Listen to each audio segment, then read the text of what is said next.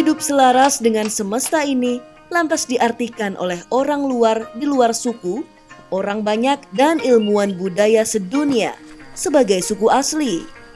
Komunitas adat yang menolak modernitas.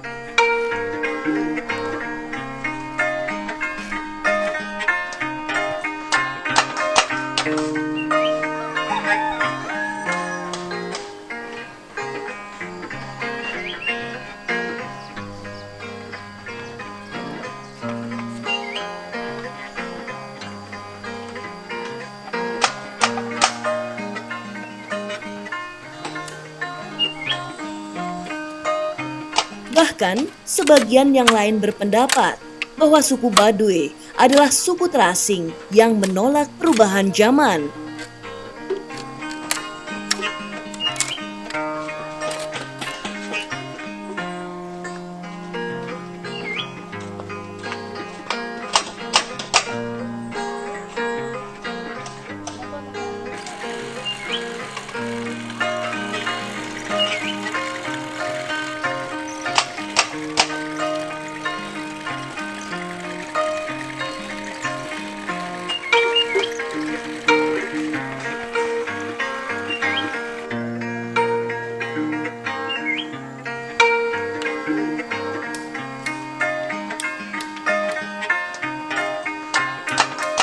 Baduy adalah sebutan yang diberikan orang dari luar komunitas mereka. Sedangkan komunitas yang masih memegang teguh adat mereka ini lebih suka menyebut diri sebagai Urang Kanekes atau orang Kanekes. Sesuai dengan nama wilayah yang mereka tempati, Desa Kanekes. Masyarakat Baduy atau orang Kanekes menghabiskan sebagian besar hidup mereka di kaki pegunungan Kendeng di bagian barat Pulau Jawa. Sekitar 40 km dari kota Rangkas Bitung, ibu kota Kabupaten Lebak.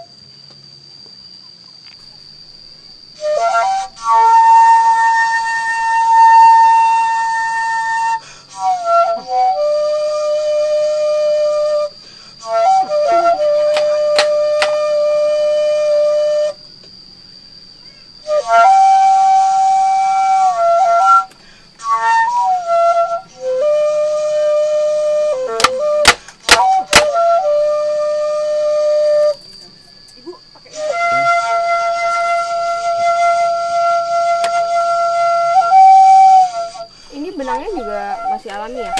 Atau udah dari pabrik? Beli. Oh beli. Tapi pewarnanya? Pewarna ini. Warna natural atau pabrik juga? Natural. Natural ya.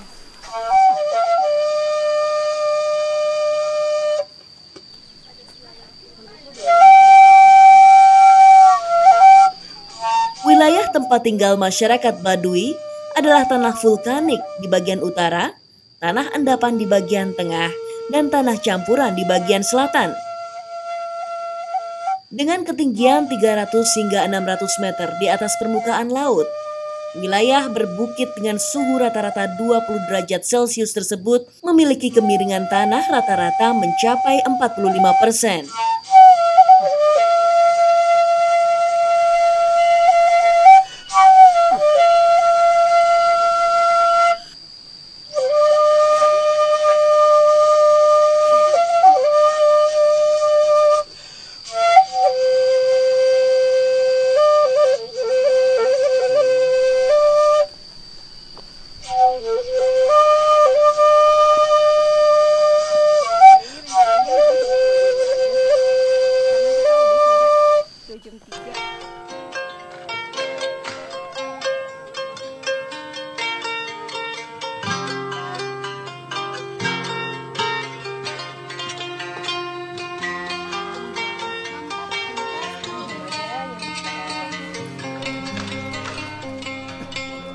Orang Baduy atau orang Kanekes meyakini bahwa mereka adalah keturunan dari Batara Cikal.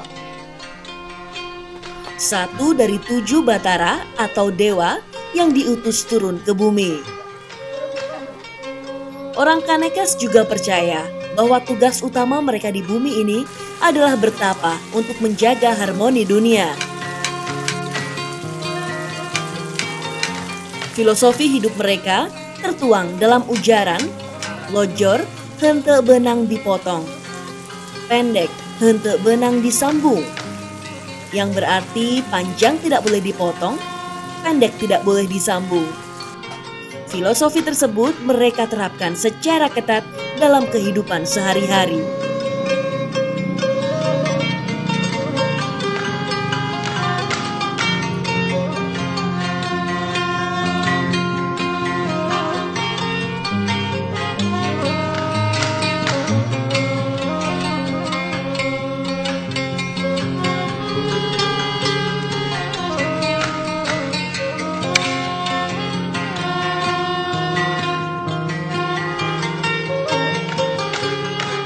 Hari ini ada kegiatan panen atau apa gitu, Mam? Sebelumnya karena sekarang sudah kalau panen padinya sudah selesai. Kan acara seba itu rangkaiannya setelah habis panen. Tapi kegiatan-kegiatan kecil seperti membersihkan ladang, terus kebun-kebun kecil itu masih ada di ladang. Hari ini Mamang ada ke sana? Ada. Jadi kebetulan yang ke ladang ini. Oh gitu. Pak siapa, Pak? Pulung. Pak Pulung. Oke, Pak. Saya boleh ikut ya nanti ya? Iya, Boleh.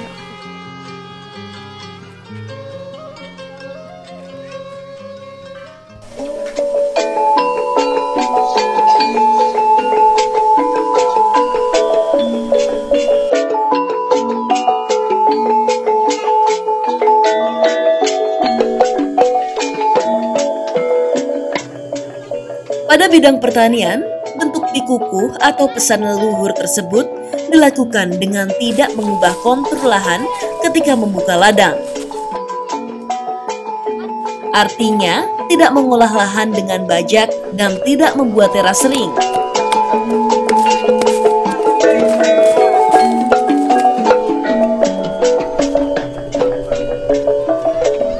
Mereka hanya menanam dengan tugal, yaitu sepotong bambu yang diruncingkan. Ini talas, Pak. Talas.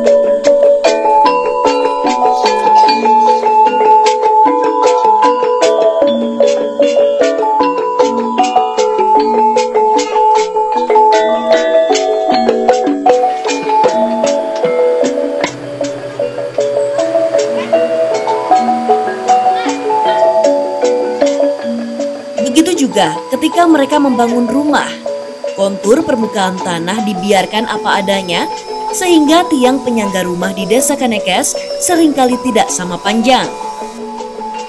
Bentuk kearifan lokal ini ternyata menjadi salah satu bentuk upaya mitigasi terhadap bencana yang mungkin terjadi.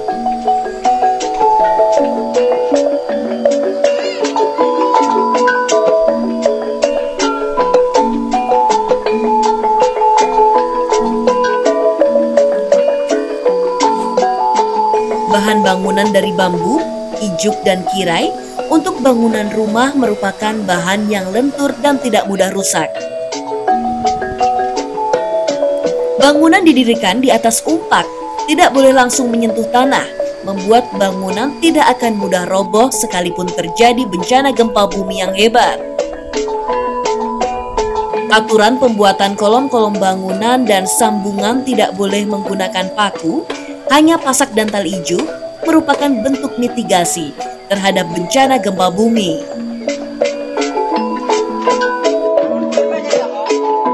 Bangunan didirikan dengan tidak boleh mengubah kontur tanah merupakan bentuk mitigasi terhadap longsor dan banjir.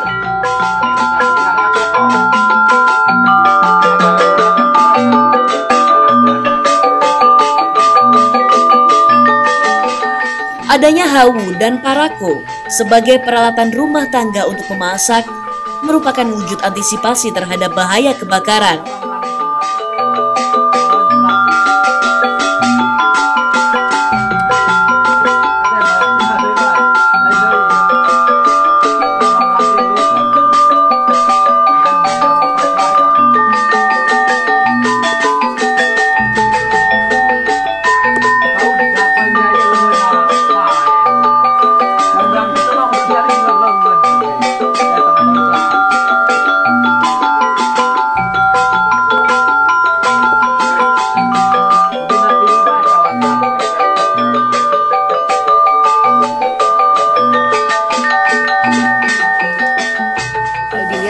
Proses masaknya juga masih sangat tradisional dengan menggunakan kayu bakar, dan proses memasak nasinya dengan diaron atau diberikan air panas baru dimasak kembali.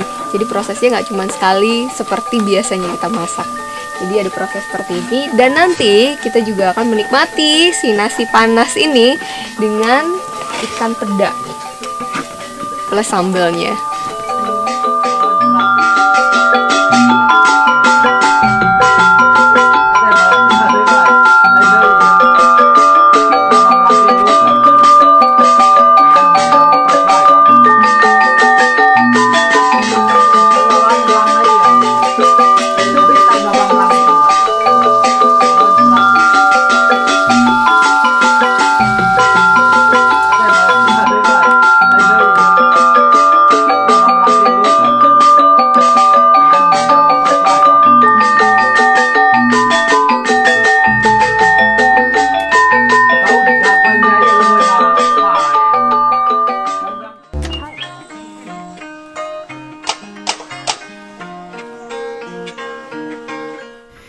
Seni tenun merupakan bagian dari seni kriya kewanitaan.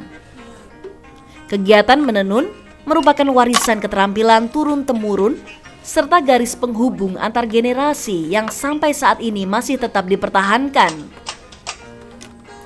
Di beberapa daerah, keterampilan menenun adalah suatu kewajiban adat istiadat yang menunjukkan salah satu ukuran feminin bagi seorang wanita. Kegiatan menenun pada masyarakat Baduy pun dipercaya merupakan wujud dari ketaatan yang dilakukan oleh perempuan Baduy terhadap aturan adat yang mereka junjung. Orang Baduy yang selalu merasakan kondisi ketercukupan dan karenanya tidak lagi merasa perlu atau gelisah mencari sesuatu hal lain dari luar. Seni tenun Baduy dalam keseluruhan penggarapan seni di Desa Kanekes menjadi satu dengan unsur-unsur seperti lingkungan hidup, persediaan bahan mentah, kesempatan pemasaran, kreativitas, dan latar belakang etnik yang mendasarinya hingga dapat terus lestari.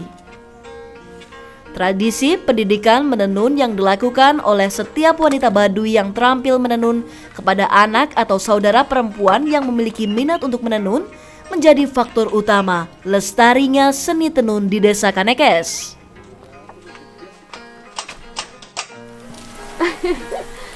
Wah, saya mau lihat ini, boleh ya? Boleh. Ya ampun, masih kecil udah jago dia nenunnya. Baru belajar? Umur berapa ini? Umur 7 tahun.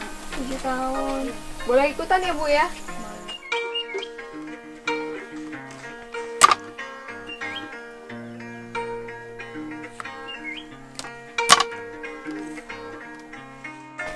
Punten ya, Bu. Aduh, umur berapa ini? Umur 7 tahun. 7 tahun. Kalau cewek-cewek atau anak-anak kecil yang cewek di sini harus belajar nenun dari umur berapa? Di umur rata-rata di umur 7 tahun dan 8 tahun. Itu baru belajar ya? Iya. Lagi menenun apa, Ana? Lagi bikin apa? Adu mancung. Apa itu adu mancung? Adu mancung. Motif adu mancung. Oh, ada motifnya. Itu motif yang untuk sehari-hari atau motif khusus untuk acara-acara tertentu? Bukan untuk dijual. Untuk dijual. Berarti itu untuk souvenir ya? Bukan untuk dipakai sendiri? Bukan. Kalau dipakai sendiri nih, no putih-putih gitu. Oh, kalau pakai sendiri warnanya putih. Putih. Motifnya ada banyak, Bu. Banyak. Berapa motif biasanya kalau Motifnya 3 rupa. Ini hijau sama merah sama putih. Tenun Baduy memiliki lebih dari 30 jenis corak. Masing-masingnya memiliki fungsi dan arti. Kesemuanya ini adalah hasil kreasi dan inovasi perempuan Baduy selama berabad-abad lamanya. Dan kini, kreasi ini semakin diminati orang di luar Baduy. Tenun sebagai komoditi lantas berkembang dan dikreasikan secara instan dengan beragam warna dan jenis benang.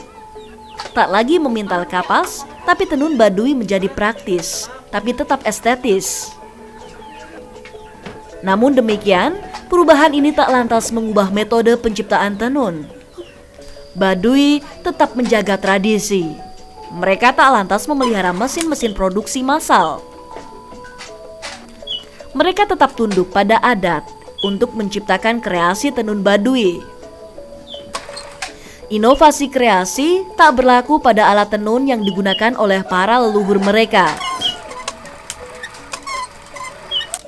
Salim, dia paham betul serangkaian teknologi sederhana bernama raraga atau alat tenun Baduy. Lebih dari 10 tahun Salim mencipta dan mereparasi raraga. Dia tak pernah melakukan pembaharuan terhadap raraga karena baginya dan para penenun Baduy, raraga adalah alat tenun yang paling sesuai digunakan di tanah Baduy. Tapi Mamang buat dan juga reparasi ya, bisa perbaiki juga ya. Kalau ini lagi buat atau lagi perbaiki? Ini sekarang lagi diperbaiki. Oh, apanya yang rusak, Mang? Yang rusak ini kan ini kan Bagian apanya? ini kan udah, kalau udah lama kan ini udah ininya bisa coplot, ini copot ini udah lama. Yang diperbaiki bagian ininya, Iya. pintal untuk memintal ini ya. Iya. Ada lebih dari 10 bagian dari raraga. Kesemuanya ini berfungsi untuk menghasilkan hasil tenun premium khas buatan Baduy. Raraga mengadaptasi dengan sempurna segala jenis benang yang disusun dan ditenun dalam tubuhnya, menyulapnya menjadi tenun khas Baduy yang diminati. Iya, ini kan pertama dilipat pakai ini. Pakai totogan. Totogan. Ada totogannya. Totogan terus dibantu sama yang kecil ini. Ini namanya ini pengrambuan namanya. Pengrambuan terus dimasukin sama ini cangcangan ini. Terus setelah dilipat ini sama pakai ini enggak kan? Ini namanya patihan. Terus ini yang kayu yang buat besar ini kan limbuhan. Seni tenun Baduy dalam lingkup kehidupan masyarakat adat Baduy menjadi kebutuhan yang sangat penting dalam kehidupan mereka. Kain tenun telah terjalin erat ke dalam lingkaran budaya hidup masyarakat sejak lahir. Menjalani hidup di dunia hingga meninggal dunia dibungkus dengan kain tenun.